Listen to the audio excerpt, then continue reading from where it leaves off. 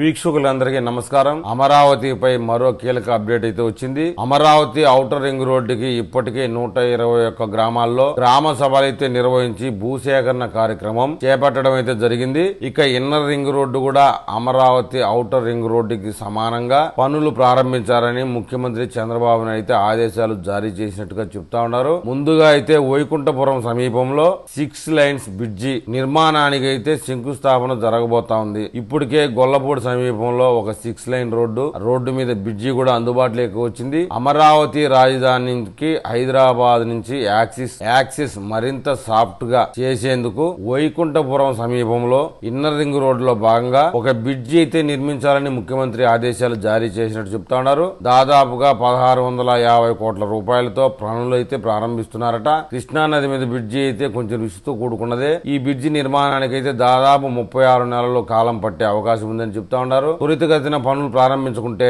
Amaravati inner ring road అందుబాటులోకి వచ్చేసరికి ఈ బ్రిడ్జి కూడా అందుబాటులోకి వచ్చే అవకాశం ఉందని చెప్తా ఉన్నారు. రాబోయే రోజుల్లో అమరావతికి కీలకంగా ఈ 2 బ్రిడ్జీలు అయితే అందుబాటులోకి వచ్చే అవకాశం ఉన్నాయంటున్నారు. గొల్లపూడి వద్ద ఉన్న బ్రిడ్జి, తర్వాత వైకుంఠపురం వద్ద ఉన్న బ్రిడ్జితో పాటు ఇక రైల్వే బ్రిడ్జీలు, రైల్వే సర్వీసులకు ఉపయోగపడుతుంది కాబట్టి దాని గురించి అయితే మనం ప్రత్యేకించి చర్చించాల్సిన అవసరం లేదు. రాబోయే కొద్ది రోజుల్లో అమరావతి రాజధానికి ఏ దారులైతే జాతీయం చేసేదానికి, అనుసంధానం చేసేదానికి కార్యక్రమం ఉందో ఆ విషయం మీద ముఖ్యంగా మళ్ళీ కీలక అప్డేట్ తీసుకుంటాం. ఇప్పటికైతే అమరావతికి నేరుగా యాక్సెస్ వెళ్లాలంటే కాస్త ఇబ్బందిగానే ఉంది. విజయవాడ వెస్ట్ బైపాస్ వంతెన ఓపెన్ చేసిన తర్వాత యాక్సిస్ రోడ్ లోంచి ఈజీగా వెళ్ళవచ్చు. ప్రధాని నరేంద్ర మోడీ సభ తర్వాత కూడా యాక్సిస్ రోడ్డు ఓపెన్ చేసి ఉంటుందా లేదా అనే వివరాలతో మనం మరో వీడియోలో కలుద్దాం. నా వీడియో మీకు చేరాలంటే నా ఛానల్ సబ్స్క్రైబ్ చేయండి, లైక్ చేయండి. మీరు నాకు ఏదైనా తెలపాలనుకుంటే కామెంట్ రూపంలో తెలపండి.